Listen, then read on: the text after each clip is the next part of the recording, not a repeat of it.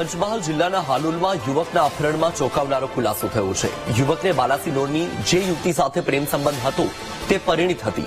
યુવતી પતિની સાથે રહેતી ન હોવાથી કોર્ટમાં કેસ ચાલતો હતો। પત્નીને રંગે હાથે પકડવા માટે પતિએ પત્ની પર સતત વોચ ગોઠવી હતી। પત્નીના પરિવારજનો સાથે મળીને પતિએ બંનેને સાથે પકડ્યા હતા। હાલોલમાં બંનેને પકડીને પોલીસ સ્ટેશને લઈ ગયા હતા। હાલોલ પોલીસે પત્ની અને તેના પ્રેમી સહિત પતિનું નિવેદન લીધું હતું। અગાઉ પતિએ પોલીસમાં ફરિયાદ આપી હોવાનું પણ સામે આવ્યું છે। મહત્વનું છે કે પત્નીને બાઇકમાં લઈ જતા યુવકનું અપહરણ થયાના સીસીટીવી સામે આવ્યા હતા। વધુ માહિતી મેળવીએ સંવાદદાતા વિવેક પાસેથી। વિવેક, યુવકના અપહરણ મુદ્દે હવે નવો ખુલાસો થયો છે, શું માહિતી?